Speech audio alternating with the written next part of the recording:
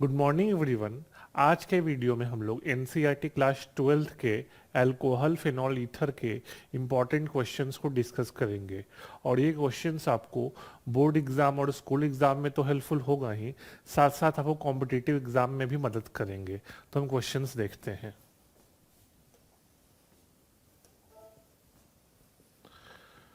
तो first question है, आपको आइडेंटिफाई करना है प्राइमरी, सेकेंडरी और टर्शियरी अल्कोहल। कि कौन सा प्राइमरी है, कौन सा सेकेंडरी है, कौन सा टर्शियरी है। तो देखो, OH जिस कार्बन से अटैच्ड है वो एक कार्बन से सिर्फ अटैच्ड है, तो ये प्राइमरी हो गया। OH जिस कार्बन से अटैच्ड है वो सिर्फ एक कार्बन से अटैच्ड है, तो ये भी प्राइमरी हो गया। OH जिस कार्बन से अटैच्ड है वो सिर्फ एक कार्बन से अटैच्ड है, तो ये भी प्राइमरी हो गया। OH जिस कार्बन से अटैच्ड है वो दो कार्बन से अटैच्ड है, तो ये सेकेंडरी हो गया। OH जिस कार्बन से अटैच्ड है वो दो कार्बन से अटैच्ड है, तो ये सेकेंडरी हो गया। OH जिस कार्बन से अटैच्ड है वो कार्बन दो कार्बन से अटैच्ड है, तो सेकेंडरी हो गया। और OH जिस कार्बन से अटैच्ड है वो तीन कार्बन से अटैच्ड है, तो वो टर्शियरी हो गया। तो ध्यान रखिएगा, प्राइमरी अल्कोहल उसको कहते हैं जिसमें OH जिस कार्बन से अटैच्ड हो वो एक कार्बन से अटैच्ड हो। सेकेंडरी में OH जिस कार्बन से अटैच्ड हो वो दो से, और टर्शियरी में OH जिस कार्बन से अटैच्ड हो वो तीन से। नेक्स्ट क्वेश्चन है, यहां आपको आइडेंटिफाई करना है एलाइलिक एल्कोहल। तो एलाइलिक एल्कोहल ध्यान रखिएगा, OH अटैच्ड हो sp3 हाइब्रिडाइज्ड कार्बन से, जो कि अटैच्ड हो sp2 हाइब्रिडाइज्ड कार्बन से। तो देखो, OH अटैच्ड है sp3 हाइब्रिडाइज्ड कार्बन से, जो कि अटैच्ड हो sp2 हाइब्रिडाइज्ड कार्बन से। OH अटैच्ड है sp3 हाइब्रिडाइज्ड, ये भी हो जाएगा। सिक्स भी देख लो, एलाइलिक पूछ रहा है ना, तो OH अटैच्ड है आपको sp3 हाइब्रिडाइज्ड कार्बन से, जो कि अटैच्ड है आपको sp2। ये डबल बॉन्डेड है ना, तो ये sp3 है और ये sp2 है। तो रखिएगा, एलाइलिक अल्कोहल वो होता है जिसमें OH अटैच्ड होता है sp3 हाइब्रिडाइज्ड कार्बन से, और sp3 हाइब्रिडाइज्ड कार्बन अटैच्ड हो sp2 हाइब्रिडाइज्ड कार्बन से।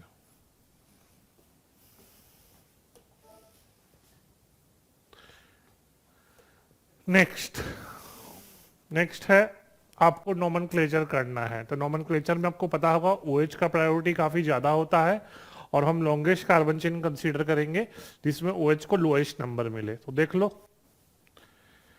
1 2 3 4 5, तो ये हो गया लॉन्गेस्ट कार्बन चेन।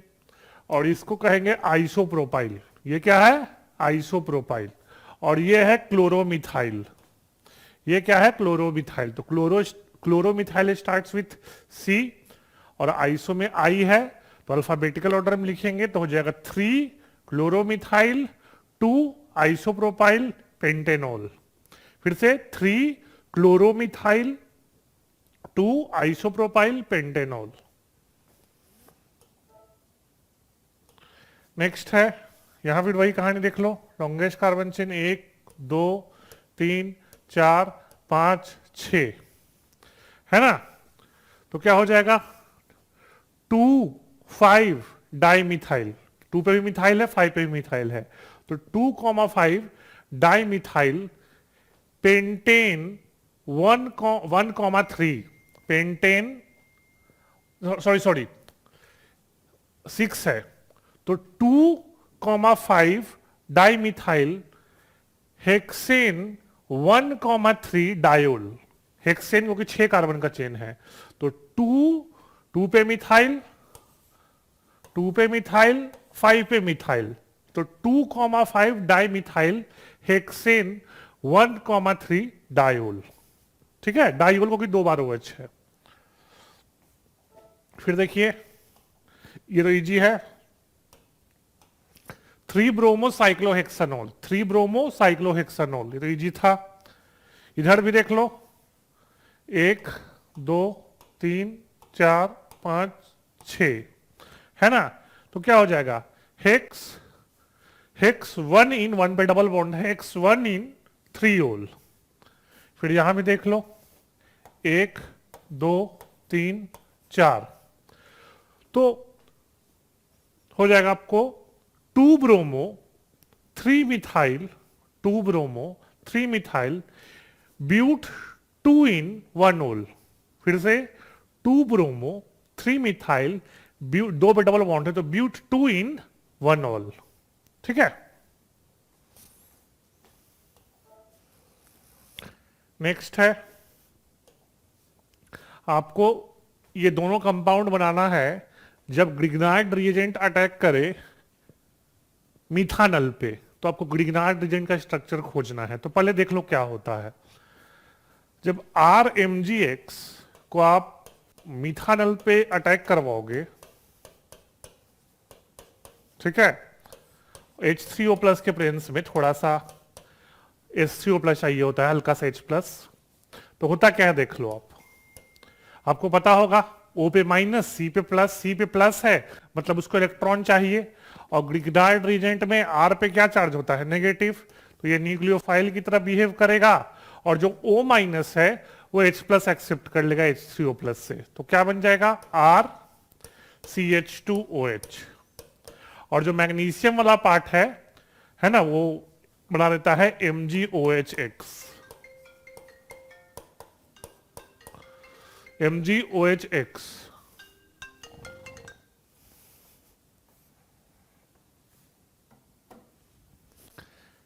MgOHX, ठीक है ना। तो बेसिकली होता क्या, फिर से देख लो, ग्रिग्नार्ड में R पे नेगेटिव चार्ज है, ग्रिग्नार्ड रीजेंट में, और फॉर्मल्डिहाइड में इलेक्ट्रोमेरिक शिफ्ट के चलते इस पे माइनस है, इस पे प्लस, तो R माइनस कार्बन पर अटैक कर देगा। और जो O माइनस है वो H3O प्लस से O माइनस H प्लस खींच लेगा, तो बन जाएगा RCH2OH। तो देख लो बेसिकली जो RCH2OH है उसमें से R आता है ग्रिग्नार्ड से और CH2OH आता है फॉर्मल्डिहाइड से। तो CH2OH इसमें भी है, CH2OH इसमें भी है, तो जो वो पोर्शन हटा के जो बच गया वही होता है ग्रिग्नार्ड रिएजेंट से। तो देख लो फर्स्ट के लिए क्या हो जाएगा, CH3 CH3 CH और MgX, ये फर्स्ट के लिए है। और सेकंड के लिए क्या हो जाएगा, फिर से वो हटा दो, MgX, ठीक है ना। तो बेसिकली क्या है, जब RMgX फॉर्मल्डिहाइड पे अटैक करता है तो RCH2OH बनता है, जिसमें R पोर्शन ग्रिग्नार्ड से आता है, CH2OH फॉर्मल्डिहाइड से। तो CH2OH दोनों से हटा दोगे तो जो पोर्शन बच गया वो ग्रिग्नार्ड से आ रहा है, तो सब में MgX लगा दिए, वही हो गया ग्रिग्नार्ड रिएजेंट।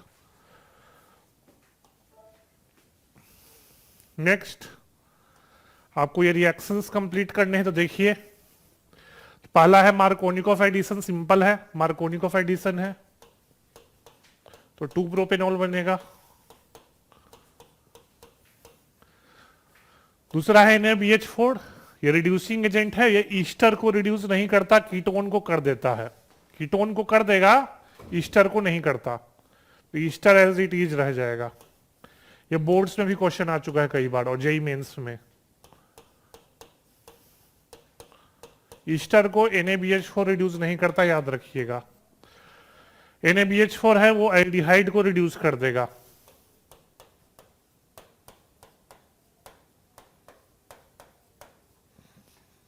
एक मिनट,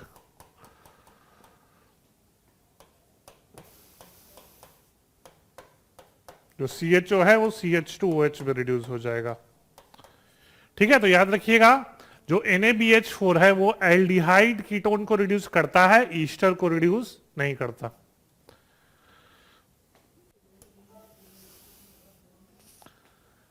सिक्स क्वेश्चन है कि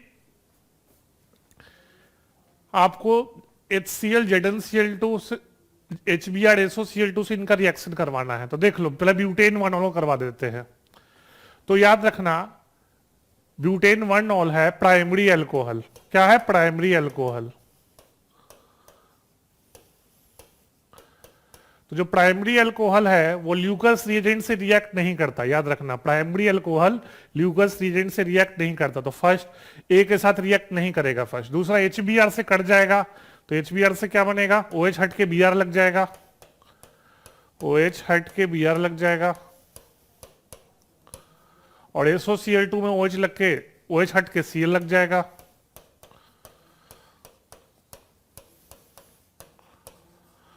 ठीक है ना? तो याद रखना इस चीज को आप कि प्राइमरी अल्कोहल ल्यूकोस रीजन से रिएक्ट नहीं करता, HBr में OH हट के Br लग जाएगा, SOCl2 डार्जन्स प्रोसेस भी है, OH हट के Cl लग जाएगा। दूसरा पार्ट का देख लेते हैं। दूसरा पार्ट है 2 मिथाइल ब्यूटेन 2 ऑल। तो बना देते हैं स्ट्रक्चर।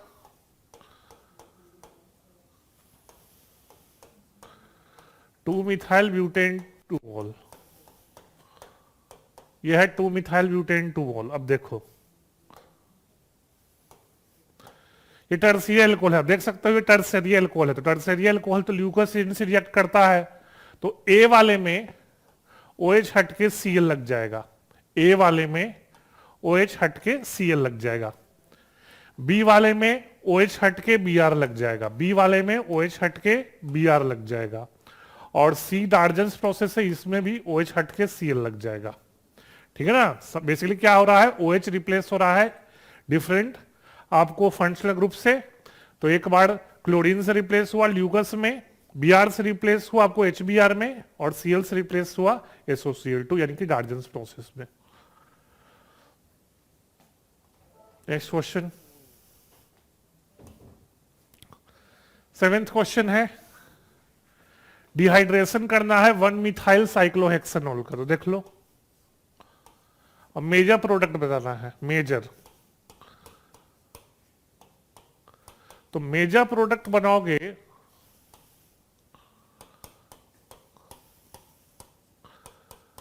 तो बीटा एलिमिनेशन करेंगे इसमें और ये बन जाएगा।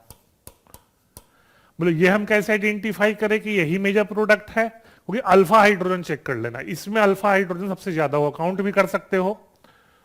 2 alpha hydrogen, 2 alpha hydrogen, 3 alpha hydrogen, 3 2 5 2 7 alpha hydrogen, है ना? इसके अलावा एक और अल्कीन बनेगा, और बनाओ तो जबरदस्ती, है ना? यहां जो CH3 है ना, उससे हाइड्रोजन हटा दिए, ये माइनर प्रोडक्ट हो जाएगा। तो इसमें अल्फा हाइड्रोजन काउंट करोगे तो 2 और 2 4 रहेगा। तो ऑब्वियस है 7 अल्फा हाइड्रोजन वाला मेजर रहेगा, 4 अल्फा हाइड्रोजन वाला माइनर रहेगा। बीटा एलिमिनेशन करते हैं, क्या करते हैं? Beta elimination. ये है अल्फा कार्बन, ये है बीटा कार्बन, ये भी है बीटा कार्बन, ये भी है बीटा कार्बन। ठीक है? और दूसरा पार्ट क्या है? Butane 1 all. तो याद रखना, ब्यूटेन 1 ऑल का अगर करोगे डिहाइड्रेशन तो 2 प्रोडक्ट बनता है, ब्यूट 2 इन और ब्यूट 1 इन। एक बनेगा ब्यूट 2 इन, एक बनेगा ब्यूट 1 इन, दोनों बना दिए हम।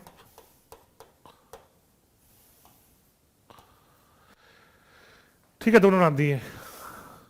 पहला है ब्यूट 1 इन, दूसरा है ब्यूट 2 इन। तो अल्फा हाइड्रोजन देख लो, तो पहले में सिर्फ 2 अल्फा हाइड्रोजन है, दूसरे में 3 और 3 6 अल्फा हाइड्रोजन है।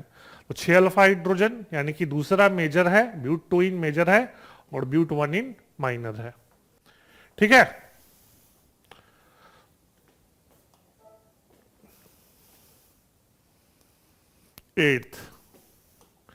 एट्थ क्वेश्चन क्या है? अब देखिए कि ortho and para nitrophenols are more acidic than phenol, draw the resonant, अच्छा कॉरस्पॉन्डिंग फेनोक्साइड आयन। तो देख लो क्या होता है। पहले पैरा वाला का बना देते हैं, है ना? पैरा वाले का तो क्या होगा देखो आप,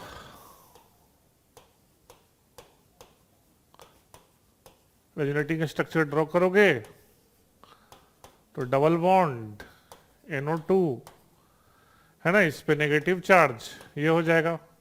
फिर रेजोनेंस करोगे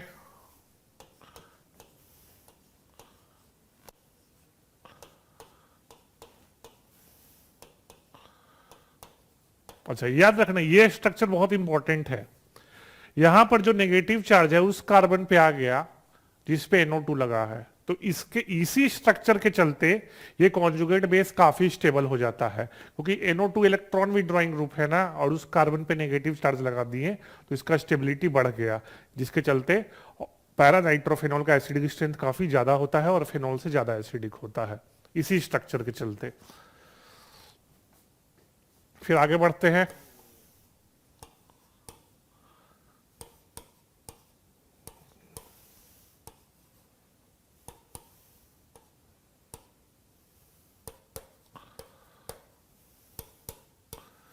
ये हो गया। तो ये रेजोनेटिंग स्ट्रक्चर हुआ जब पैरा पे है NO2। अच्छा चीज याद रखिएगा, यहां पर जो नेगेटिव चार्ज है वो NO2 के साथ भी रेजोनेंस में जा सकता है। NO2 का स्ट्रक्चर आपको पता होगा, ये होता है NO2 का स्ट्रक्चर। तो अब चाहो तो नेगेटिव चार्ज को NO2 के साथ भी रेजोनेंस में लेके जा सकते हो, एक रेजोनेटिंग स्ट्रक्चर और बढ़ जाएगा। समझ गए? आप चाहो तो नेगेटिव चार्ज को जो NO2 का ये ग्रुप है, NO2 ग्रुप, ये बॉन्ड है N डबल बॉन्ड O, तो जो नेगेटिव चार्ज है वो नाइट्रोजन के साथ रेजोनेंस करेगा और ये उस पे डबल बॉन्ड की जगह सिंगल बॉन्ड हो जाएगा। तो नेगेटिव चार्ज आप NO2 के साथ भी रेजोनेंस करवा सकते हो। तो ये पैरा वाला है। ऑर्थो में भी वही होगा, बस सिंपली क्या करना है आपको, पैरा की जगह ऑर्थो पे नाइट्रो लगा देना है, रेजोनेंस तो वही जाएगा। समझ गए?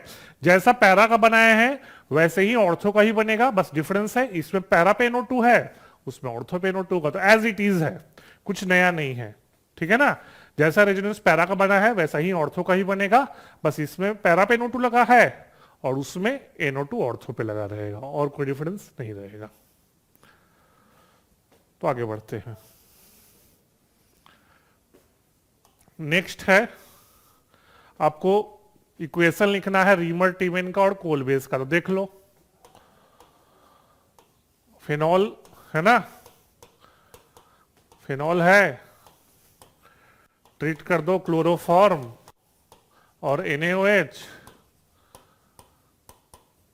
और फिर डाल दो वाटर और H+, तो बनता है सैलिसाइलडिहाइड। ऑर्थो पे आता है, याद रखना, ऑर्थो, ये इंपॉर्टेंट है, ऑर्थो पे बनता है, कहते हैं सैलिसाइलडिहाइड। ऑर्थो पे इसलिए बनता है क्योंकि ऑर्थो पे हो जाता है इंट्रामोलिकुलर हाइड्रोजन बॉन्डिंग। याद रखिएगा, ऑर्थो मेजर इसलिए है क्योंकि ऑर्थो पे आता है इंट्रामोलिकुलर हाइड्रोजन बॉन्डिंग, तो इसमें ऑर्थो ही मेजर होता है, पैरा मेजर नहीं होता। ठीक है, फर्स्ट पार्ट है। सेकंड पार्ट देख लेते हैं। सेकंड पार्ट है कोलवेज रिएक्शन, देख लो।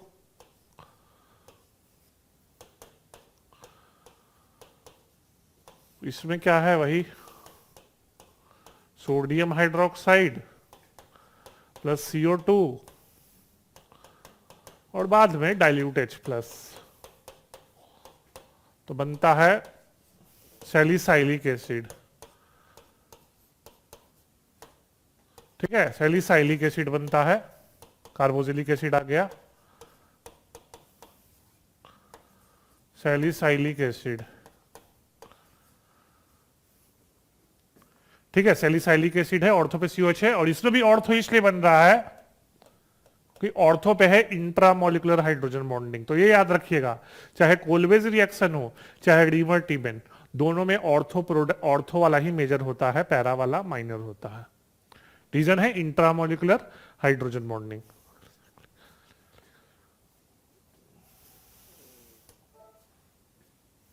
नेक्स्ट 10th है कि आपको क्या बनाना है, आपको बनाना है 2-इथॉक्सी 3-मिथाइल पेंटेन यूजिंग इथेनॉल एंड ई। हाँ, तो देख लो क्या है। सबसे पहले 3-मिथाइल पेंटेन 2-ऑल, और आपको बनाना है, हाँ तो देख लीजिए आप, 3-मिथाइल स्ट्रक्चर बदलते पहले, 3-मिथाइल और 2-ऑल, है ना, है 3-मिथाइल पेंटेन 2-ऑल, और इथेनॉल से क्या बनाना है, 2-इथॉक्सी 3-मिथाइल पेंटेन। पेंटेन बना लो,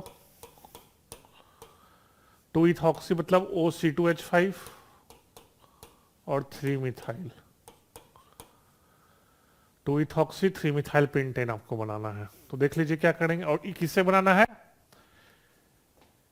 इथेनॉल से। और हाँ, तो देखिए क्या करेंगे, सिंपल है, देखो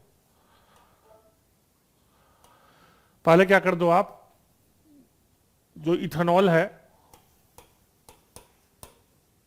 उसको ट्रीट कर दो सोडियम मेटल के साथ, तो बन जाएगा सोडियम इथॉक्साइड, सोडियम इथॉक्साइड। और जो 3 मिथाइल पेंटेन 2ऑल है, 3 मिथाइल पेंटेन 2ऑल,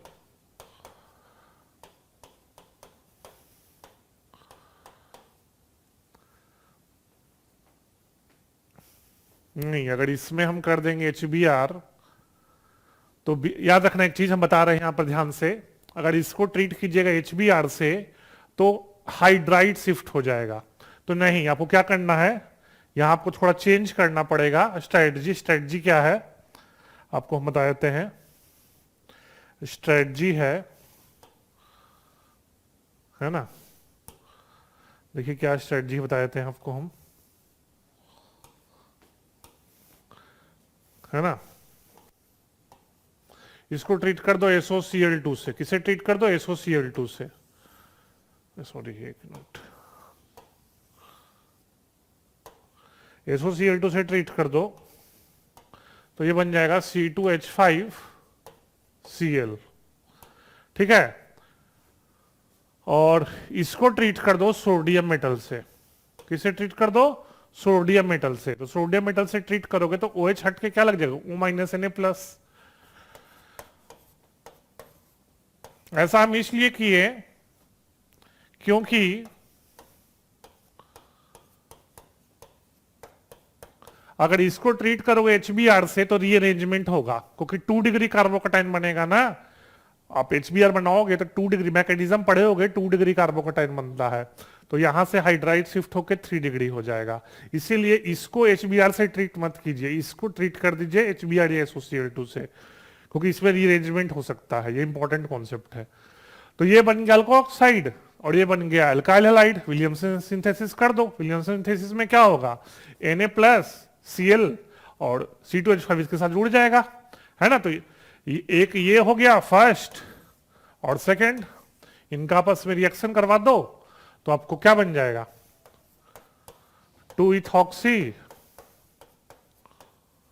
3 मिथाइल और पेंटेन। तो इसमें एक बहुत इंपॉर्टेंट कॉन्सेप्ट था कि जो आपको जो अल्कोक्साइड आयन है वो इससे बनाना है, इससे नहीं बनाना, क्योंकि अगर इसको HBr से ट्रीट करोगे तो आपको Br यहां नहीं लगेगा, Br इधर लग जाएगा, रीअरेंजमेंट हो जाएगा कार्बोकटाइन का। ये इंपॉर्टेंट कॉन्सेप्ट है, इसको ध्यान रखिएगा कि जनरली HBr वाला प्रोसेस 1 डिग्री में कीजिएगा, है ना। 2 डिग्री 3 डिग्री में रीअरेंजमेंट का पॉसिबिलिटी है। इस पॉइंट को आप याद रखिएगा कि HBr या आप SOCl2 को 1 डिग्री अल्कोहल से रिएक्ट करवाइए, 2 डिग्री 3 डिग्री में रीअरेंजमेंट का पॉसिबिलिटी है। इसको ध्यान रखिएगा, अच्छा क्वेश्चन है ये। नेक्स्ट क्वेश्चन क्या है कि आपको 1 मिथॉक्सी 4 नाइट्रोबेंजीन बनाना है। 1 मिथॉक्सी 4 नाइट्रोबेंजीन बनाना है, तो कौन सा लेंगे। फर्स्ट नहीं ले सकते। फर्स्ट इसलिए नहीं ले सकते क्योंकि जो Br है ये एराइल हैलाइड है, और एराइल हैलाइड आप पढ़े हो हेलोअल्केन्स टॉपिक में कि वो nucleophilic substitution under normal condition नहीं जाते, है ना। तो जो अगर न्यूक्लियोफाइल इस पर अटैक करेगा तो यहां न्यूक्लियोफिलिक सब्स्टिट्यूशन नहीं होगा, क्योंकि एराइल हैलाइड में कार्बन हेलोजन बॉन्ड में पार्शियल डबल बॉन्ड कैरेक्टर होता है ड्यू टू रेजोनेंस। तो फर्स्ट नहीं होगा, सेकंड देखते हैं। हाँ, सेकंड हो जाएगा, सेकंड राइट, है ना। ये इस पर अटैक कर देगा, ये हट जाएगा, तो सेकंड सही है। फर्स्ट इसलिए गलत है क्योंकि aryl halide under normal condition nucleophilic substitution नहीं करता। नेक्स्ट देखते हैं। नेक्स्ट क्या है, आपको प्रोडक्ट लिखना है। तो देखिए प्रोडक्ट, हाँ तो देखो क्या होगा, सब में वही चीज, देखो सब में वही चीज है। HBr याद रखना पहले ब्रेक हो जाएगा, H प्लस और Br माइनस में। अब H प्लस अटैक करेगा ईथर पे, है ना, H प्लस अटैक करेगा ईथर पे, ऑक्सीजन पे, तो O पे प्लस आ जाएगा। अब Br माइनस न्यूक्लियोफाइल है, तो जो न्यूक्लियोफाइल है देख लो, इधर है प्रोपाइल, इधर है मिथाइल, और SN2 मैकेनिज्म है। कौन सा मैकेनिज्म है? SN2। तो आप पढ़े हो मिथाइल में हिंड्रेंस कम होगा, इसलिए Br माइनस इस पे अटैक करेगा, तो क्या बन जाएगा? CH3Br प्लस प्रोपेनॉल, प्लस क्या बन जाएगा? प्रोपेनॉल। ये SN2 मैकेनिज्म फॉलो किया, इसलिए न्यूक्लियोफाइल मिथाइल पर अटैक किया। प्रोपाइल पर अटैक इसलिए नहीं किया, प्रोपाइल में स्टेरिक हिंड्रेंस थोड़ा ज्यादा होगा। ठीक है, सेकंड पार्ट देखते हैं। सेकंड पार्ट भी वही चीज है, HBr ब्रेक करेगा आपको H प्लस और Br माइनस में, तो H प्लस ऑक्सीजन पर अटैक करवा दो। और आपको पता है एराइल ग्रुप न्यूक्लियोफिलिक सब्स्टिट्यूशन नहीं करता, आप पढ़ चुके हो, एराइल ग्रुप न्यूक्लियोफिलिक सब्स्टिट्यूशन नहीं जाता, तो ऑब्वियस है Br माइनस इथाइल पे अटैक करेगा, तो बन जाएगा फेनॉल प्लस C2H5Br। इसी को याद रखना, जो एराइल ग्रुप है उस पे वो न्यूक्लियोफिलिक सब्स्टिट्यूशन नहीं आता, इसलिए जो Br माइनस न्यूक्लियोफाइल है वो एराइल पर अटैक नहीं करेगा, तो फेनॉल में कन्वर्ट हो जाएगा C2H5Br। थर्ड पार्ट देखो, थर्ड पार्ट है ऑब्वियस है OC2H5 है, ये प्लस एम ग्रुप है। क्या है? Plus M group. तो प्लस एम ग्रुप है तो मतलब क्या हुआ, जो NO2 है लगेगा ऑर्थो पे लगेगा और पैरा पे लगेगा, मतलब एक बार NO2 यहां लग सकता है, एक बार NO2 इसके ऑर्थो पे लग सकता है, और तो ये ऑर्थो हो गया, और एक बार NO2 इसके पैरा पे लग सकता है। मेजर होता है पैरा वाला, क्योंकि पैरा पे हिंड्रेंस कम होगा, ऑर्थो पे हिंड्रेंस ज्यादा होगा, तो मेजर है पैरा वाला, माइनर है ऑर्थो वाला।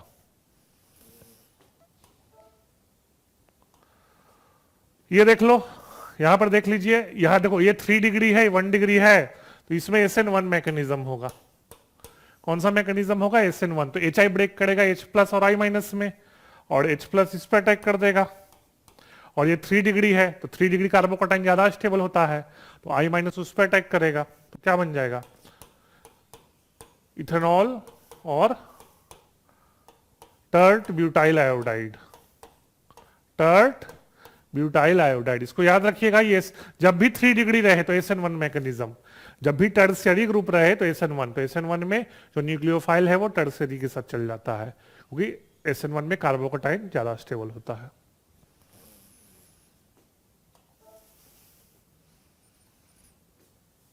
अगला है, आपको इनका IUPAC नेम बताना है, तो IUPAC नेम देख लो, OH का प्रायोरिटी ज्यादा है, और लॉन्गेस्ट कार्बन चेन देख लो आप, है ना, तो 1 2 3 4 5, है ना। अब कर लो नंबरिंग, क्या हो जाएगा? 2,2,4 trimethyl, 2,2,4 trimethyl pentane triol, 2,2,4 trimethyl pentane triol. फिर देख लो, 1 2 3 4 5 6 7, तो हो जाएगा 5 ethyl, 5 ethyl heptane 2,4 डाइयोल, 5 ethyl, C2H5 है तो इथाइल हेप्टेन 2,4 डाइयोल, ये इजी है। ब्यूटेन 2,3 डाइयोल, ब्यूटेन 2,3 डाइयोल, ये भी इजी है। Propane 1 2 3 triol. फिफ्थ देख लो, OH का प्रायोरिटी ज्यादा है तो 2 मिथाइल फेनॉल, यहां देख लो OH का प्रायोरिटी ज्यादा होता है तो 4 मिथाइल फेनॉल, यहां भी OH का प्रायोरिटी ज्यादा होगा तो 1 2 3 4 5, तो 2,5 डाइमिथाइल फेनॉल, 2,5 डाइमिथाइल फेनॉल। यहां भी देख लो 1 2 3 4 5 6, तो 2,6 डाइमिथाइल फेनॉल, ठीक है ना। फिर देख लीजिए नंबरिंग का लॉन्गेस्ट कार्बन 1 2 3, तो 1 मिथॉक्सी, अल्कोक्सी है ना, OCH3, तो 1 मिथॉक्सी 2 मिथाइल प्रोपेन, हाँ प्रोपेन होगा। C6H5 बेंजीन है तो इथॉक्सी बेंजीन, C2H5 है तो इथॉक्सी हो गया, इथॉक्सी बेंजीन, है ना। यहां हो जाएगा 1 फिनॉक्सी हेप्टेन, N है, और CF7 है तो 1 फिनॉक्सी हेप्टेन, ठीक है, सब इसी तरह का है। अच्छा, अब आपको स्ट्रक्चर लिखना है, तो स्ट्रक्चर तो देख लीजिए, 2 मिथाइल ब्यूटेन 2 और 4 कार्बन बना दो, 2 मिथाइल OH, हाइड्रोजन हम ड्रॉ नहीं कर रहे हैं, आप याद रखिएगा कार्बन 4 बॉन्ड बनाता है, उसी से देख लेना है। 1 फिनाइल प्रोपेन 2 ऑल, फिनाइल मतलब पीएच जोड़ दो, C6H5, propane 2 all, 1 2 3, 1 phenyl propane 2 all, hexane तो 1 2 3 4 5 6, 3,5 डाइमिथाइल, C 1,3,5 ट्राइओल तो OH और OH, 2,3 डाइथाइल फेनॉल, तो फेनॉल बना दो, 2 पे इथाइल और 3 पे इथाइल, सब में एक ही तरह का है, समझ गए, कुछ खास इसमें नहीं है। फिर है 1 इथॉक्सी प्रोपेन, देख लो, इथॉक्सी है और प्रोपेन है तो C2H5, 1 2 3, 1 इथॉक्सी प्रोपेन, 10th अब देख लो, बाकी सब एक ही तरह का है, मतलब इसमें कुछ नया नहीं है। 10 देख लो, ब्यूटेन 1 ऑल, 1 2 3 4, 1 ऑल है तो OH लगा दिए 1 पे, 4 पे क्लोरो है तो C लगा दिए, 3 पे इथाइल है तो 1 2, ये 3 है, 3 पे इथाइल लगा दो, है ना, सब सिंपल है, इसमें कुछ खास नहीं है। चलिए इसको देखते हैं, आपको C5H12O के आइसोमेरिक एल्कोहल करना है, तो देख लो, एक बार हो जाएगा पेंटेन 1 ऑल,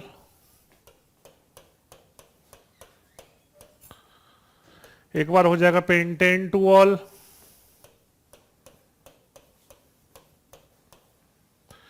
एक बार हो जाएगा पेंटेन 3 ऑल,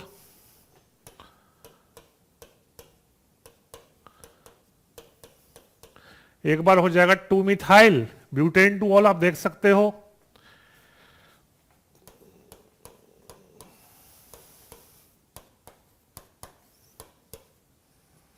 है ना, और एक बार हो जाएगा 3 मिथाइल ब्यूटेन 2 ऑल, कैसे, तो देख लो, 1 2 3 4, 3 मिथाइल ब्यूटेन 2 ऑल, है ना, ये तो 5 हो गया।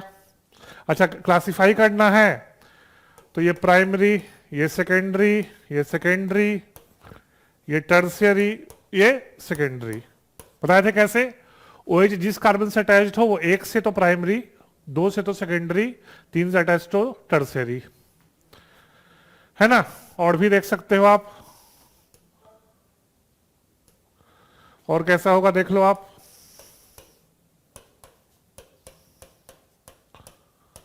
है ना, 2 2 डाइमिथाइल प्रोपेन 1 ऑल, ये भी हो जाएगा, ये क्या हो जाएगा, प्राइमरी, है ना, इसी तरह से बन जाएगा, 1 2 और बन जाएगा, अब देख लीजिएगा बना के। तो नोमेनक्लेचर तो आपको आता है, क्लासिफिकेशन भी आपको आता है। नेक्स्ट है कि प्रोपेनॉल का बॉइलिंग पॉइंट हाइड्रोकार्बन से ज्यादा क्यों है। देखिए सिंपल है, प्रोपेनॉल क्या, कोई भी अल्कोहल ले लो,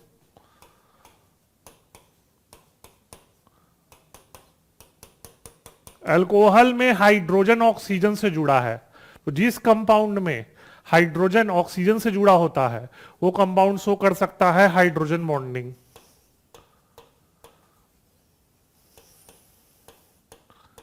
और आपको पता होगा हाइड्रोजन बॉन्डिंग के चलते कंपाउंड का बॉइलिंग पॉइंट बढ़ जाता है, और ब्यूटेन एक नॉन पोलर मॉलिक्यूल है, उनके बीच वॉन डर वाल्स फोर्स है जो कि एक वीक इंटरमॉलिक्यूलर फोर्स है, तो बॉइलिंग पॉइंट कम। तो अल्कोहल में hydrogen bonding, strong intermolecular force, boiling point ज्यादा।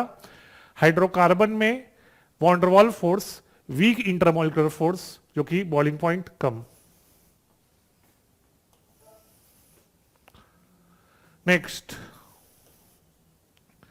नेक्स्ट है आपको alcohols are comparatively more soluble, वही चीज है, अल्कोहल देख लो और वाटर देख लो। तो होता क्या है, अल्कोहल में हाइड्रोजन ऑक्सीजन से अटैच्ड है, तो क्या शो कर सकता है, हाइड्रोजन बॉन्डिंग। और जो organic compound hydrogen bonding show करता है वो वाटर में सॉल्युबल होता है, इसको याद रखिएगा। जो organic compound hydrogen bonding show कर सकता है वो वाटर में हाईली सॉल्युबल होगा। तो पिछले दोनों क्वेश्चन का आंसर है hydrogen bonding. Alcohol hydrogen bonding show कर सकता है, जिसके चलते उसका बॉइलिंग पॉइंट ज्यादा, उसका वाटर में सॉलिडिटी भी ज्यादा।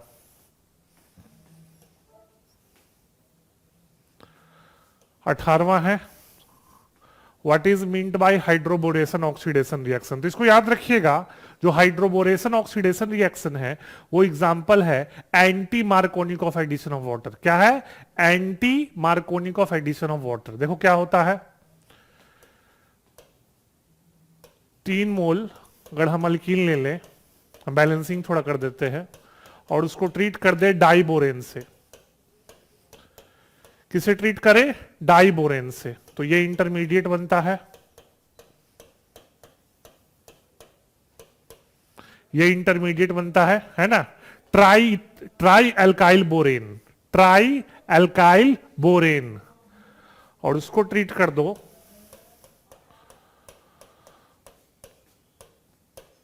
H2O2 हाइड्रोजन परऑक्साइड और थोड़ा सा बेसिक मीडियम, तो मिलता है 3 मोल अल्कोहल और बोरिक एसिड। तो आप देख सकते हो इसमें प्राइमरी अल्कोहल बना है।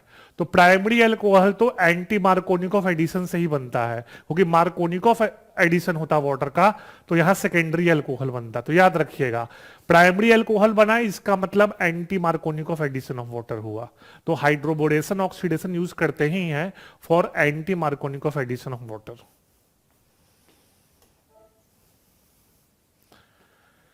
नेक्स्ट है C7H8O, उसके फेनॉल के आइसोमर ड्रॉ करने हैं। सिंपल क्वेश्चन है ये, ऑर्थो मेटा पैरा पे बना दो, ऑर्थो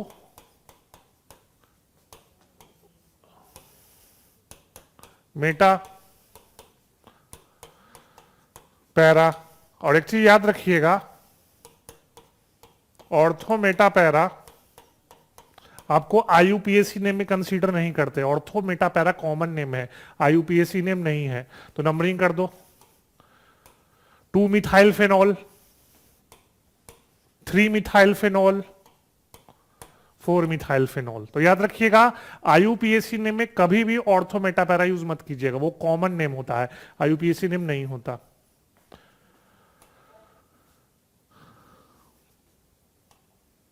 फिर देखिए ऑर्थो और पैरा नाइट्रोफेनॉल, बहुत फेमस क्वेश्चन है ये। जो ऑर्थो नाइट्रोफेनॉल है काफी फेमस क्वेश्चन है ये,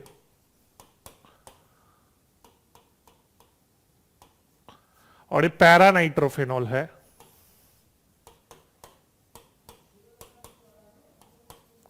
तो ऑर्थोनाइट्रोफेनॉल में देख सकते हो इंट्रामोलिकुलर हाइड्रोजन बॉन्डिंग है, तो इंट्रामोलिकुलर हाइड्रोजन बॉन्डिंग के चलते बॉइलिंग पॉइंट लो, और बॉइलिंग पॉइंट लो क्योंकि ये स्टीम वोलाटाइल हो जाता है। क्या हो जाता है, स्टीम वोलाटाइल। स्टीम वोलाटाइल का मतलब हाई वेपर प्रेशर, और इसका बॉइलिंग पॉइंट हाई, क्योंकि इसमें इंट्रा नहीं होता, पैरा वाले में इंट्रा नहीं होता, इंटर होता है। याद रखिएगा, ऑर्थो वाले में इंट्रामोलिकुलर हाइड्रोजन बॉन्डिंग, पैरा वाले में intermolecular hydrogen bonding. 2 different molecule चाहिए होता है पैरा वाले में, तो उसका बॉइलिंग पॉइंट ज्यादा, इसका बॉइलिंग पॉइंट कम, तो इनको किसी सेपरेट कर सकते हो, स्टीम डिस्टिलेशन से। सिंपल है।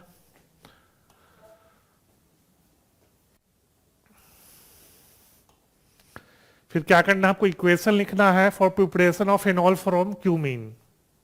ये काफी फेमस क्वेश्चन है, जेईई एडवांस में भी कई बार आ चुका है। क्यूमीन होता है आपको आइसोप्रोपाइल बेंजीन। क्या होता है, आइसोप्रोपाइल बेंजीन। ये क्यूमीन है आइसोप्रोपाइल बेंजीन। उसको ट्रीट कर दो ऑक्सीजन से, तो बनेगा क्यूमीन हाइड्रोपरऑक्साइड। क्या बनेगा? Cumene hydroperoxide. क्यूमीन हाइड्रोपरऑक्साइड, उसको ट्रीट कर दो H3O+ से। किससे? H3O+ से ट्रीट कर दो तो बन जाएगा फेनॉल और एसीटोन। ये भी याद रखिएगा, इंपॉर्टेंट है। फेनॉल तो बनता ही है, साथ में एसीटोन भी बनता है। ये भी पूछता है कि फेनॉल के साथ साथ क्यूमीन से क्या बनता है, तो एसीटोन बनता है। एसीटोन को यूज करते हैं as a nail polish remover, याद रखिएगा।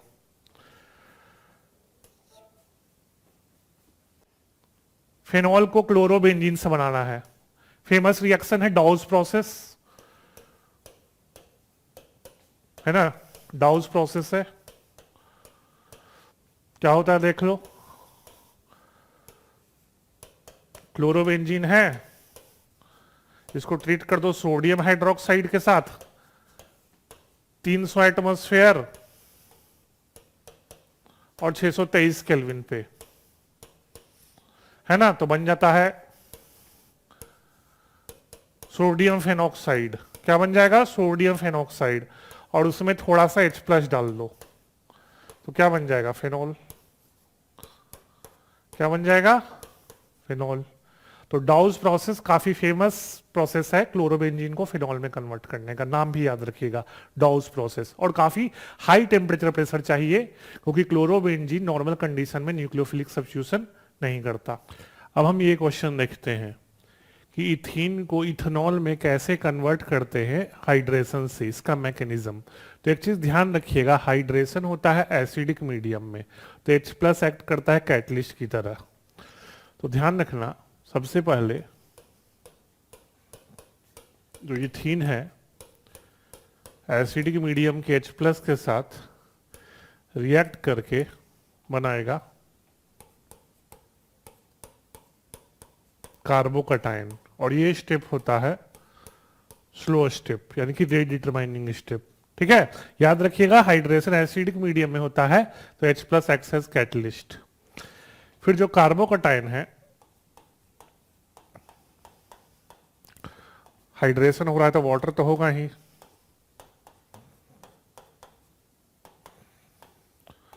वाटर के साथ कंबाइन कर देता है और ऑक्सीजन पे पॉजिटिव चार्ज आ जाता है क्योंकि ऑक्सीजन 3 बॉन्ड बना रहा है। और लास्ट स्टेप में H+ कैटलिस्ट है तो वो हट जाएगा। H+ कैटलिस्ट है इसलिए वो हट जाएगा। ठीक है, इथेनॉल और H+ हट गया। तो फर्स्ट स्टेप होता है प्रोटोनेशन, H+ ऐड हुआ। सेकेंड स्टेप है हाइड्रेशन, पानी ऐड हुआ।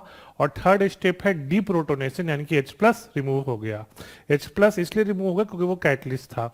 तो फर्स्ट स्टेप में कैटलिस्ट ऐड हुआ, लास्ट स्टेप में कैटलिस्ट H+ रिमूव हो गया। तो यही 3 स्टेप है हाइड्रेशन का, प्रोटोनेशन, हाइड्रेशन एंड डीप्रोटोनेशन।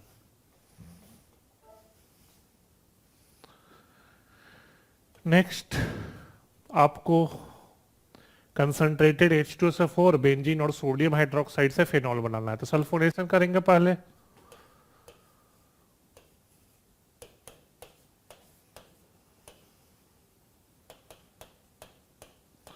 तो मिलेगा बेंजीन सल्फोनिक एसिड, फिर डालेंगे मोल्टेन सोडियम हाइड्रोक्साइड।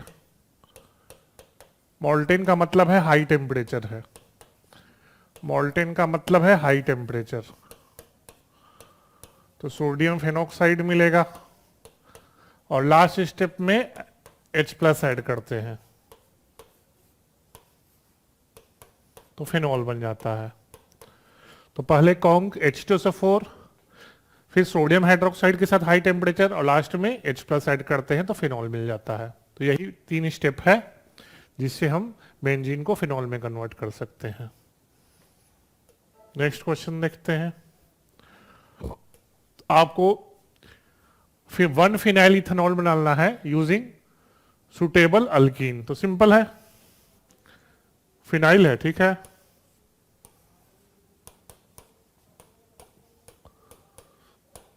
इसमें अगर आप H3O प्लस कर दो है तो मार्कोनिक ऑफ एडिशन हो जाएगा। क्या हो जाएगा? Markovnikov of addition.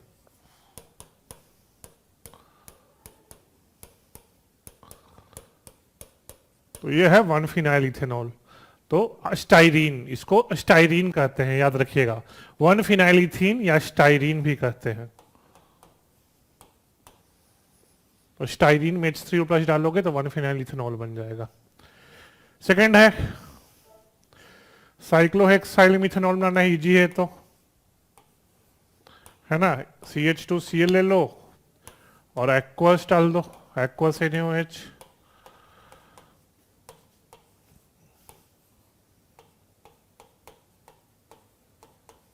इजी है।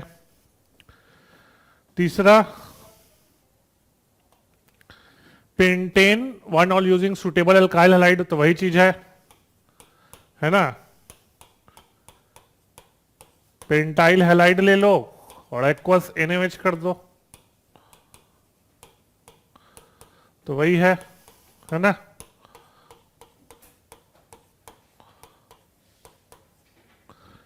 पेंटेन 1 ऑल हो जाएगा। तो मतलब जब भी एल्काइल हैलाइड रहेगा और उसको अल्कोहल में कन्वर्ट करना है तो आप एक्वस NaOH या एक्वस KOH से ट्रीट कर सकते हो।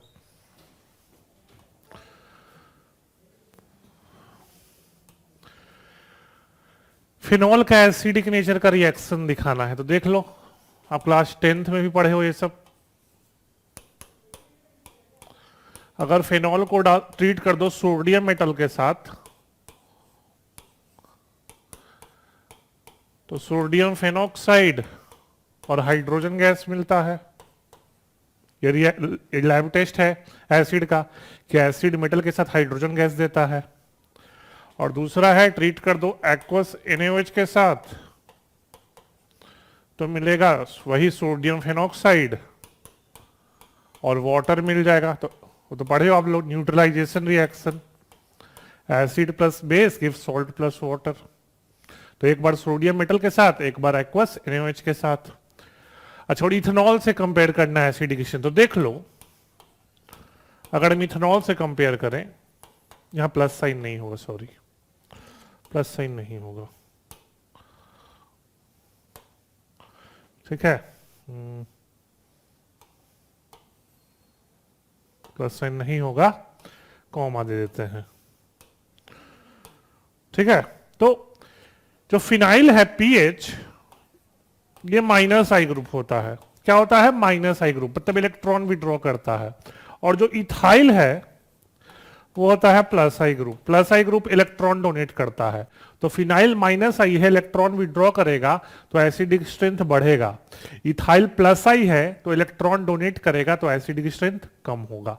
तो phenol is more acidic then ethanol because phenyl minus I group होता है जो कि इलेक्ट्रॉन विड्रॉ करता है और कॉन्जुगेट बेस का स्टेबिलिटी बढ़ा देगा। आप ऐसे भी सोच सकते हो कि जो फेनॉक्साइड आयन बन रहा है वो रेजोनेंस स्टेबलाइज्ड होगा। तो कॉन्जुगेट बेस स्टेबल तो फेनॉल मोर एसिडिक। और इथॉक्साइड आयन अगर इथेनॉल से H+ हटाओगे तो इथॉक्साइड आयन, उसमें रेजोनेंस नहीं होता। अगला है कि ऑर्थोनाइट्रोफेनॉल ऑर्थोमिथॉक्सीफेनॉल से ज्यादा एसिडिक क्यों है? तो एसिड जो वही सब्सटेंस ज्यादा एसिडिक होगा जिसका कॉन्जुगेट बेस मोर स्टेबल है। तो कॉन्जुगेट बेस का स्टेबिलिटी चेक कर लेते हैं दोनों में, है ना। यह है कॉन्जुगेट बेस ऑर्थोनाइट्रोफेनॉल का, यह है कॉन्जुगेट बेस ऑर्थोमिथॉक्सीफेनॉल का। याद रखिएगा जो नाइट्रोफेनॉल है वो होता है -M यानी कि इलेक्ट्रॉन विड्रॉइंग ग्रुप। जो नाइट्रो ग्रुप है वो -M यानी कि इलेक्ट्रॉन विड्रॉइंग ग्रुप है। और OCH3 है वो +M यानी कि इलेक्ट्रॉन डोनेटिंग ग्रुप। तो electron donating group conjugate base के स्टेबिलिटी को कम करता है। याद रखिएगा, electron donating group conjugate base के स्टेबिलिटी को कम करेगा। Electron withdrawing group conjugate base के स्टेबिलिटी को बढ़ाएगा। तो कॉन्जुगेट बेस ज्यादा स्टेबल, इसलिए ऑर्थोनाइट्रोफेनॉल ज्यादा एसिडिक। फिर से एसिड ऑर्गेनिक में कौन ज्यादा एसिड है वो कॉन्जुगेट बेस के स्टेबिलिटी से चेक करना है। तो ऑर्थो नाइट्रोफेनॉक्साइड मोर एसिडिक है because NO2 is electron withdrawing group. ठीक है, और OCH3 प्लस एम ग्रुप था। अगला क्वेश्चन देखते हैं, how does OH group attach to benzene. ये तो सिंपल क्वेश्चन है, आप फेनॉल का रेजोनेटिंग स्ट्रक्चर ड्रॉ कर दो। फेनॉल का रेजोनेटिंग स्ट्रक्चर ड्रॉ करोगे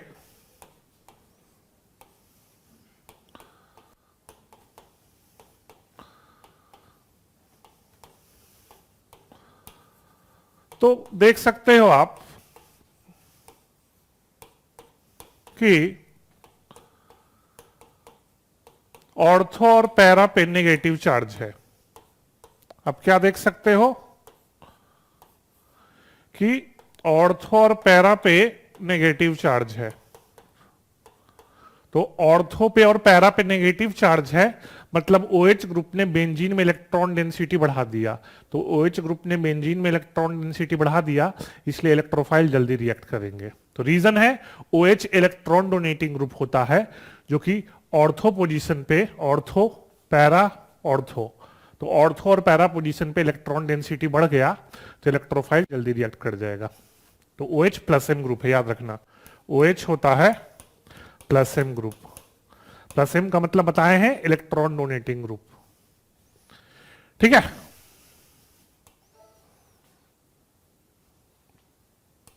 फिर अगला है, आपको ऑक्सीडेशन ऑफ प्रोपेन 1 करना है। तो प्रोपेन 1 को ऑक्सीडेशन करोगे तो अल्कलाइन केमिनोफोर एक स्ट्रॉन्ग ऑक्सीडाइजिंग एजेंट है, तो अल्कोहल कार्बोजिलिक एसिड में कन्वर्ट हो जाएगा। तो हम डायरेक्ट प्रोडक्ट लिख दे रहे हैं, प्रोपेन 1 ऑल प्रोपानोइक एसिड में कन्वर्ट हो जाएगा because alkaline K M N O four is a strong oxidising agent. Bromine in CH2 with phenol, तो याद रखना कार्बन डाइसल्फाइड है, तो मीडियम का पोलैरिटी बहुत कम है, नॉन पोलर मीडियम है, इसलिए ऑर्थो और मेटा पे ब्रोमीन बनेगा। ऑर्थो और पैरा पे, सॉरी, ऑर्थो और पैरा पे।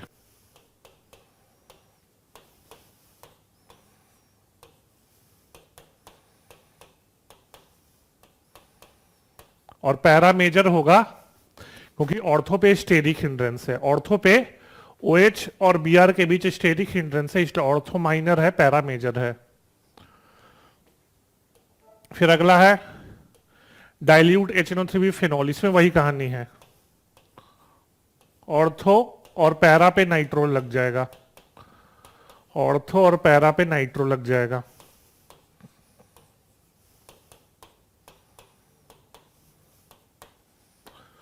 ऑर्थो और पैरा पे आपको नाइट्रो ग्रुप लग जाएगा। और ये जो फोर्थ है वो रीमर टीमन रिएक्शन, ये बता चुके हैं आपको, पहले ही बता चुके हैं इसी वीडियो में। रीमर टीमर रिएक्शन है, इसलिए बनता है सैलिसाइलल्डिहाइड। क्या बनता है? सैलिसाइलल्डिहाइड। और सैलिसाइलल्डिहाइड में ऑर्थो वाला मेजर होता है क्योंकि ऑर्थो पे होता है इंट्रामोलिकुलर हाइड्रोजन बॉन्डिंग। ये बता चुके हैं रिएक्शन, पहले भी आप देख चुके होंगे।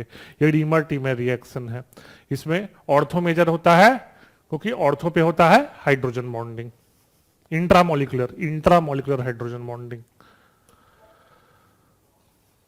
तीसरा 30 ये क्वेश्चन देखें, फिर से आपको एक्सप्लेन करना है कुछ रिएक्शन से। कोलवेज रिएक्शन है, कोलवेज ही बता चुके हैं आपको, रिपीट है एक तरह से। सोडियम हाइड्रोक्साइड प्लस CO2 और लास्ट में H3O प्लस डाल देंगे तो सैलिसाइलिक एसिड बन जाएगा। रिपीट हो रहा है क्वेश्चन, तो ये कोलवेज रिएक्शन है। रीमर टीमन तो अभी रिपीट किए थे, है ना, फिर से लिख देते हैं।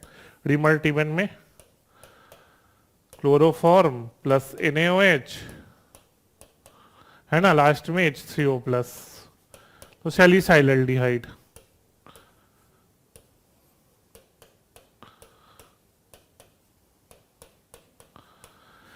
क्या बन जाएगा? सैलिसाइलल्डिहाइड।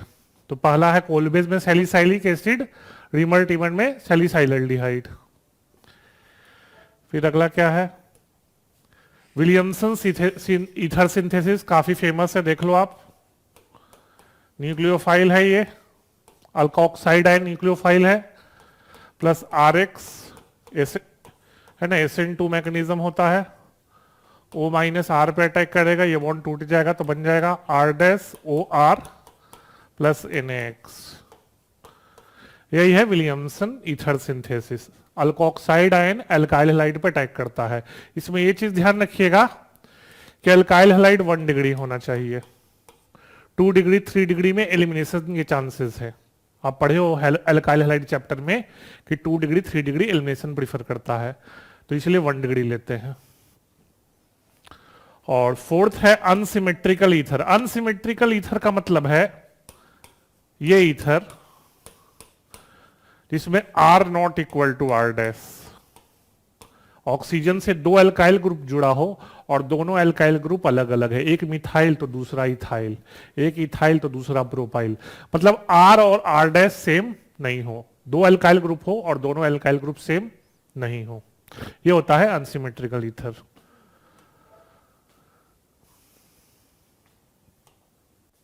फिर क्या है, राइट द ये मैकेनिज्म इथीन को इथेनॉल था, अब इथेनॉल को इथीन में कन्वर्ट करना है, ठीक उल्टा है। देख लो क्या है, यहां भी H+ कैटलिस्ट होता है, बिना H+ के नहीं होगा, ये भी नहीं होगा, तो देख लो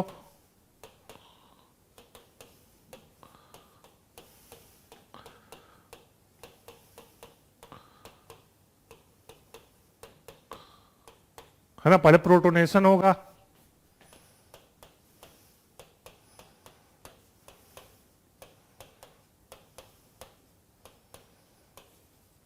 फिर स्लो स्टेप है कार्बोकटाइन बनेगा, स्लो स्टेप है कार्बोकटाइन बनेगा,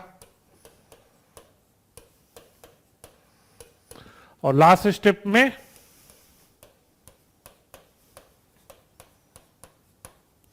H+ हट जाएगा, ठीक है, H+ हट जाएगा और इथीन बन जाएगा, ठीक है। तो पहले प्रोटोनेशन, फिर वाटर का रिमूवल और लास्ट में डिप्रोटोनेशन, ठीक है। तो याद रखिएगा चाहे हाइड्रेशन हो चाहे या डिहाइड्रेशन हो, दोनों में H+ कैटलिस्ट जरूरी है, बिना H+ के रिएक्शन नहीं होगा। दोनों 3-3 स्टेप है, एक दूसरे का उल्टा होता है। तो डिहाइड्रेशन है वो हाइड्रेशन का ठीक उल्टा है और रिवर्सिबल रिएक्शन होते हैं दोनों।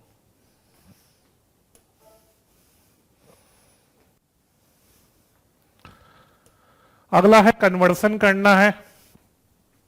हम रिएजेंट का नाम लिख देते हैं, आपको पता होगा आप लोगों को, प्रोपीन को प्रोपेन 2ऑल तो कई बार बता चुके हैं, HCO+ कर दो, मार्कोनिकोव एडिशन हो जाएगा, प्रोपेन 2ऑल बन जाएगा। Benzyl halide chloride to benzyl alcohol कई बार बता चुके हैं, एक्वस NaOH। थर्ड फोर्थ बता चुके हैं, ग्रिगनार्ड को अल्कोहल में कैसे कन्वर्ट करते हैं, फिर ही बता देते हैं। जैसे देख लो यहां फॉर्मल्डिहाइड लेंगे, क्या लेंगे, फॉर्मल्डिहाइड, और थोड़ा सा H3O+, तो मिल जाएगा प्रोपेन 1ऑल। मैकेनिज्म पता है आपको, है ना, R पे नेगेटिव चार्ज होता है RMgX में, और एल्डिहाइड कीटोन में C पे, एल्डिहाइड या कीटोन वाले कार्बन पे C पे पॉजिटिव है, और O- H+ खींच लेगा, O- जो है H3O+ से H+ खींच लेगा। फोर्थ भी इसी तरह का है, फोर्थ में देख लो क्या है, यहां कीटोन ले लो, एसीटोन लेना पड़ता है, क्या लेना पड़ेगा, एसीटोन और H3O+, तो मिल जाएगा टर्शियरी अल्कोहल।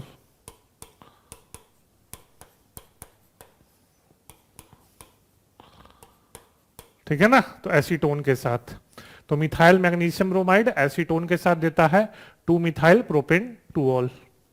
बट बता चुके हैं रिएक्शन शुरू में ही।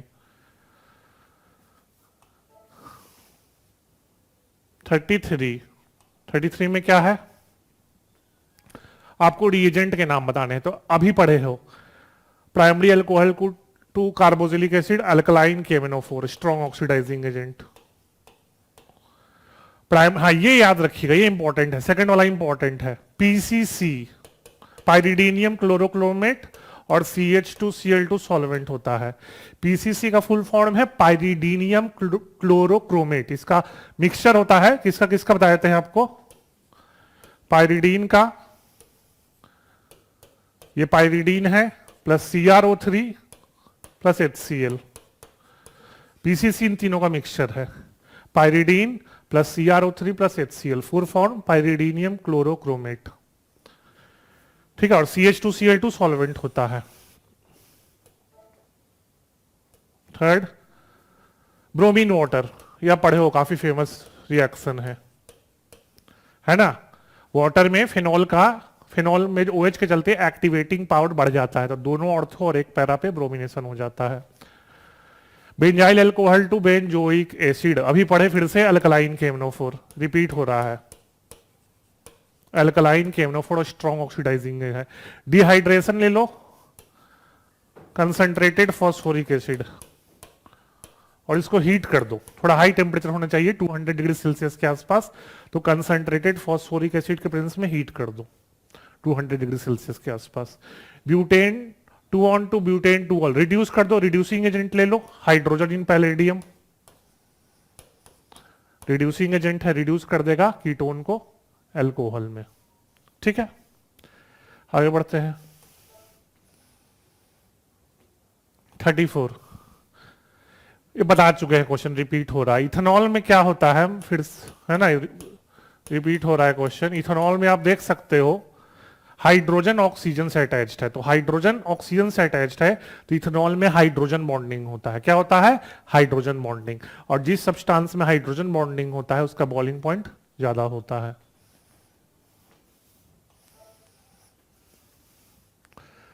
35 IUPAC नेम, तो देख लो आप, है ना, टम्बलिंग कर दो, 1 2, कलर चेंज कर देते हैं, 1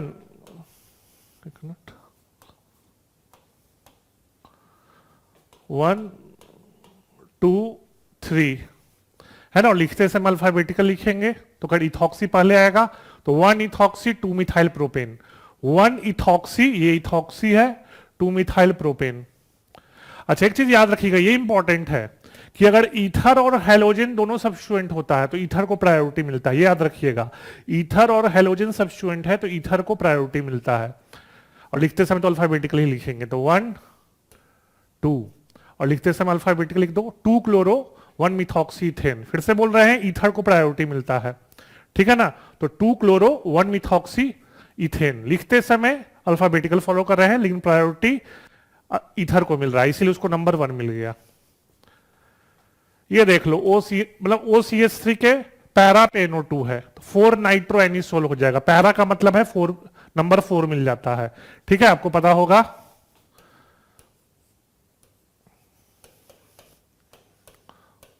अगर बेंजीन पे OCH3 तो उसको एनिसोल कहते हैं, याद रखिएगा नाम, एनिसोल। मिथॉक्सी बेंजीन भी कहते हो, एनिसोल भी कहते हो, और NO2 है तो नंबरिंग कर दोगे 1 2 3 4, तो 4 नाइट्रो एनिसोल। फिर देख लीजिए, फोर्थ रेजी है, 1 2 3, 1 मिथॉक्सी प्रोपेन, यहां भी देख लो 1 2 3 4, ऑब्वियसली लोएस्ट सम रूल देखेंगे, तो मिथाइल 2 बार ब्रांचिंग, इसको 1 दे दिया, लिखते समय अल्फाबेटिकल, तो 4 इथॉक्सी 1 1 डाइमिथाइल साइक्लोहेक्सेन। फिर से 4 इथॉक्सी 1 1 डाइमिथाइल साइक्लोहेक्सेन, बेंजीन नहीं है, तो फिर से 4 इथॉक्सी 1 1 डाइमिथाइल साइक्लोहेक्सेन। ये तो इजी है, इथॉक्सी बेंजीन, बेंजीन है, और अल्कोक्सी है तो इथॉक्सी बेंजीन हो गया। नेक्स्ट, आपको रिएजेंट का नाम बताना है विलियमसन थीसिस से, तो प्रोपॉक्सी प्रोपेन सिंपल है,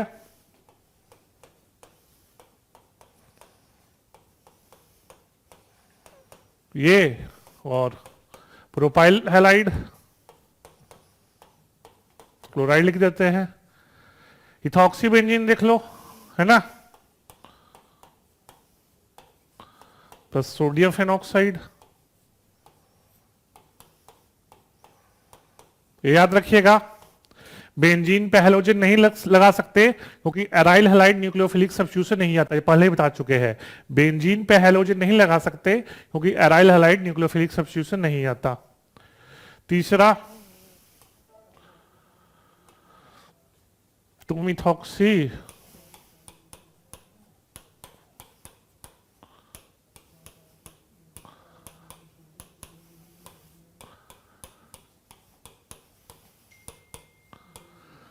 ये हो जाएगा। फिर से 3 डिग्री हैलोजन नहीं ले सकते क्योंकि ये एलिमिनेशन चल जाएगा। याद रखिएगा 1 डिग्री हैलाइड ले रहे हैं क्योंकि 1 degree halide prefer substitution, 3 degree halide लेते तो प्रीफर एलिमिनेशन। 1-methoxyethane, तो इजी है, तो C2H5Cl हो जाता। ठीक है, तो बस इसमें 2 चीज है याद रखिएगा। पहला, विलियमसन सिंथेसिस में एराइल हैलाइड नहीं हो सकता, और विलियमसन सिंथेसिस में 3 डिग्री अल्काइल हैलाइड नहीं हो सकता क्योंकि एलिमिनेशन हो जाएगा।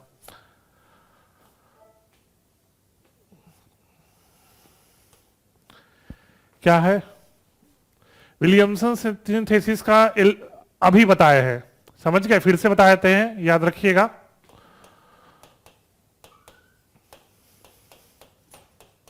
ये है विलियमसन सिंथेसिस, है ना।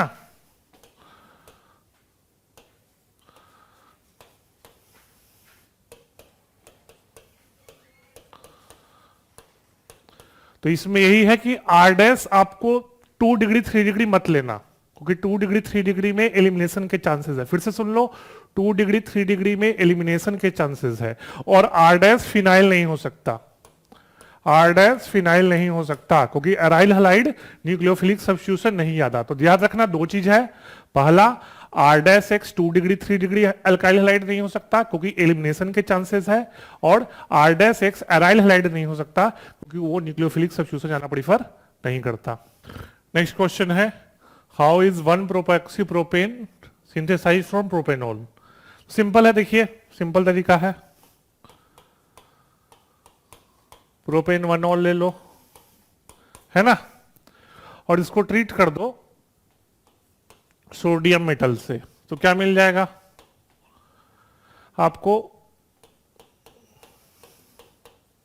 सोडियम प्रोपेक्साइड। फिर दूसरा मोल प्रोपेनॉल ले लो और अब इसको ट्रीट कर दो SOCl2 से, थायोनाइल क्लोराइड, तो मिल जाएगा CH3CH2 CH2Cl से। और अब इन दोनों के बीच विलियमसन सिंथेसिस करवा दो।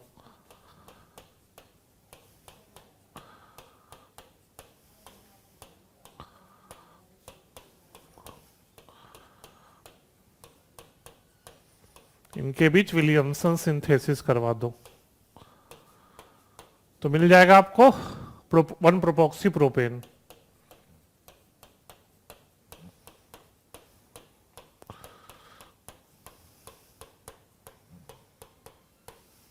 अच्छा, एक मेथड और है कि 2 मोल प्रोपेनॉल ले लो और कॉन्क H2SO4 के प्रेजेंस में कर दो। दूसरा मेथड भी हो सकता है, हम इस मेथड को प्रीफर किए हैं, लेकिन आप दूसरा मेथड भी कर सकते हो। 2 मोल प्रोपेनॉल ले लो कॉन्क H2SO4 के प्रेजेंस में, तो वो भी 1-प्रोपेक्सी-प्रोपेन ही दे देगा। आप उसको भी ट्राई कर सकते हो, ये भी मेथड सही है।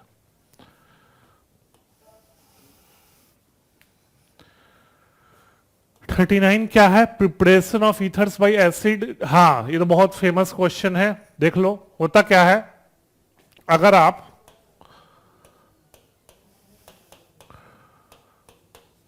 टू डिग्री अल्कोहल ले या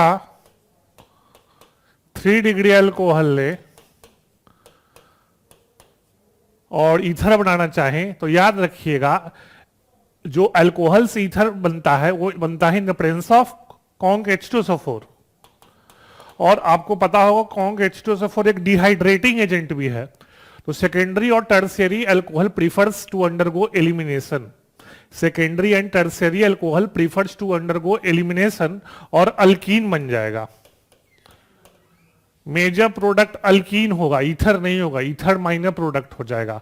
तो ध्यान रखिएगा, अल्कोहल से ईथर बनाना है तो प्राइमरी अल्कोहल लो, सेकेंडरी टर्शियरी में आपको अल्कीन बनने का चांस है, ईथर बनने का चांस बहुत कम है। Next, hydrogen iodide with 1 propoxy propane. तो देख लो,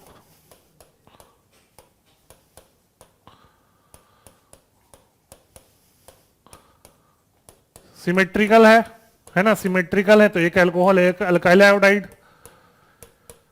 एक अल्कोहल और एक अल्काइल आयोडाइड, इसमें तो कुछ सोचना ही नहीं था, है ना, दोनों सिमेट्रिकल है तो एक अल्कोहल एक अल्काइल आयोडाइड। नेक्स्ट है 1 मिथॉक्सी बेंजीन।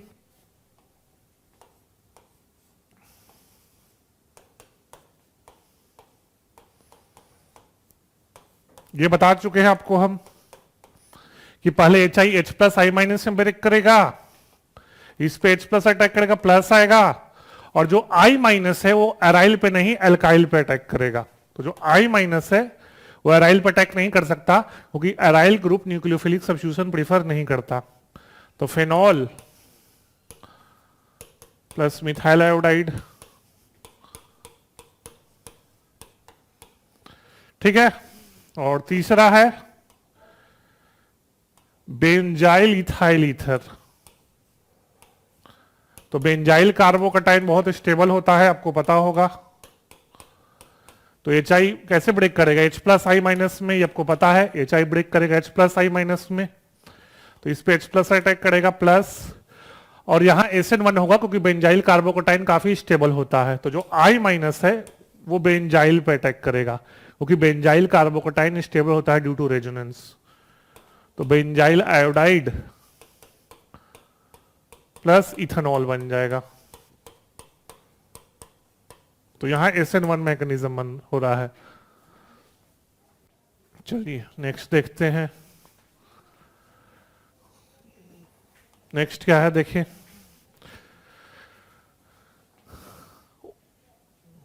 वो फिनॉल की तरह ही है। देखिए फिनॉल का रेजोनेंस ड्रॉ किए थे ना अभी हम, वो भी वही कहानी है, ये भी वही कहानी है, कुछ भी नया नहीं है। रेजोनेंस ड्रॉ कर दो, है ना, phenol as it is phenol की तरह है, ठीक है। रेजोनेंस प्लॉट करोगे तो ऑर्थो पैरा पे नेगेटिव चार्ज आ जाएगा, ठीक है, ऑर्थो पैरा पे नेगेटिव चार्ज आ जाएगा। आगे आप कर लोगे, करवा चुके फिनॉल वाले में। तो रीजन है OR ग्रुप प्लस M है, इलेक्ट्रॉन डोनेटिंग, ये याद रखिएगा। जो OR ग्रुप है आपको वो प्लस M ग्रुप है, प्लस M का मतलब है इलेक्ट्रॉन डोनेटिंग ग्रुप। तो बेंजीन को इलेक्ट्रॉन डोनेट करता है, और देख सकते हो आप ऑर्थो और पैरा पे नेगेटिव चार्ज है, ऑर्थो और पैरा पे नेगेटिव चार्ज है, जिसके चलते आपको बेंजीन पे इलेक्ट्रॉन डेंसिटी बढ़ गया तो इलेक्ट्रोफाइल इजिली अटैक कर सकेगा। नेक्स्ट, मिथॉक्सी मीथेन का मैकेनिज्म लिखना भाई बता चुके हैं। पहले HI ब्रेक कर जाएगा H+ I- में, फिर मिथॉक्सी मीथेन है वो H+ एक्सेप्ट कर लेगा,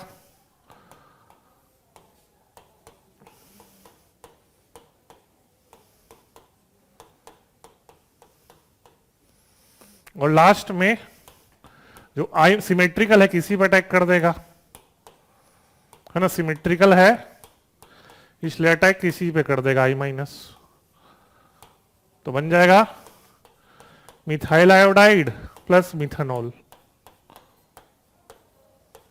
और ये है SN2 मैकेनिज्म। दोनों प्राइमरी है इसलिए SN2 मैकेनिज्म फॉलो हुआ। तो पहले HI ब्रेक किया H+ I- में, फिर H+ ईथर पर अटैक किया, फिर I- SN2 मैकेनिज्म किया क्योंकि I- स्ट्रॉन्ग न्यूक्लियोफाइल है।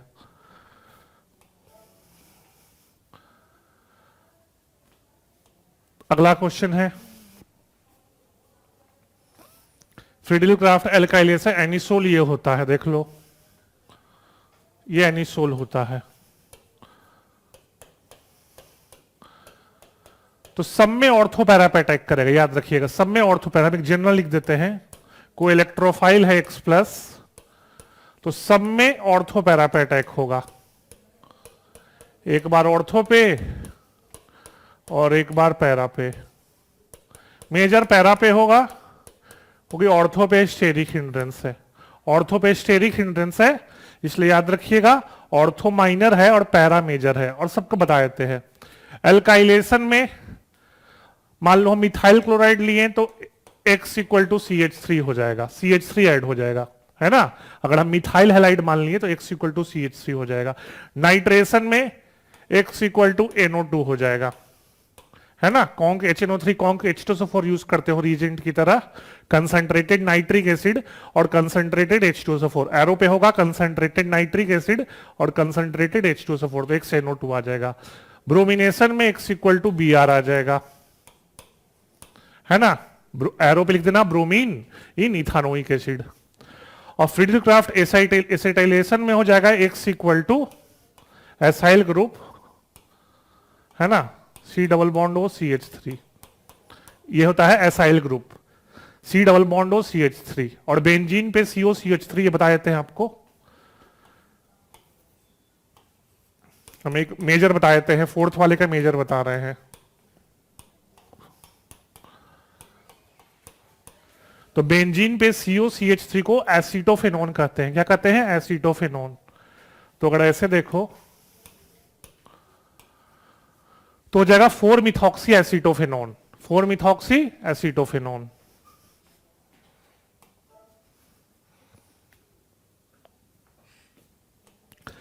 अब आपको ये अल्कोहल बनाना है, इनके लिए अल्कीन पूछ रहा है कि कौन सा अल्कीन सुटेबल होगा। तो फर्स्ट के लिए बता देते हैं आपको, फर्स्ट के लिए ये अल्कीन हो जाएगा, मार्कोनिकॉफ एडिशन कर दो। सेकंड के लिए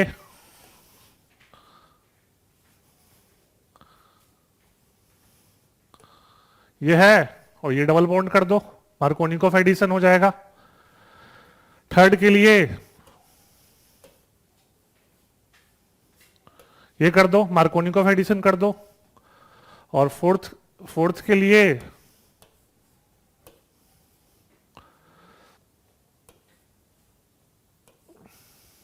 ये कर दो, मार्कोनिकॉफ एडिशन हो जाएगा, है ना। तो सब में अल्कीन बना दिए हम, आपको H3O+ से ट्रीट करना है, मार्कोनिकॉफ एडिशन, ठीक है, मार्कोनिकॉफ एडिशन करना है H3O+ से, किससे, H3O+ से।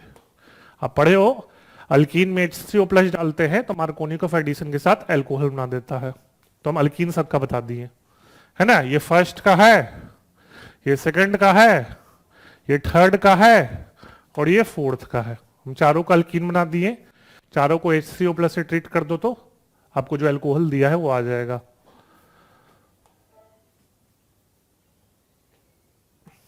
फिर क्या करना है,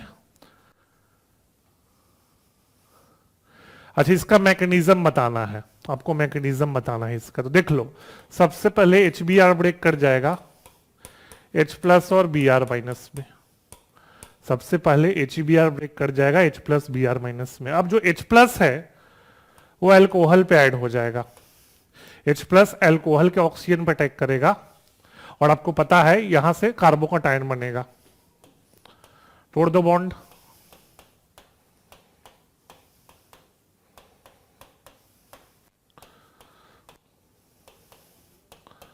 वाटर हट गया, वाटर हट चुका है और कार्बोकटायन बन गया। और ये है, याद रखिएगा, 2 डिग्री कार्बोकटायन। और आपको पता होगा 3 डिग्री कार्बोकटायन 2 डिग्री कार्बोकटायन से ज्यादा स्टेबल होता है। फिर से सुन लो, 3 डिग्री कार्बोकटायन 2 डिग्री कार्बोकटायन से ज्यादा स्टेबल है। तो बगल से हो जाएगा हाइड्राइड शिफ्ट, क्या होगा, hydride shift. 3 degree carbocation 2 degree carbocation से ज्यादा स्टेबल है तो बगल से होगा हाइड्राइड शिफ्ट।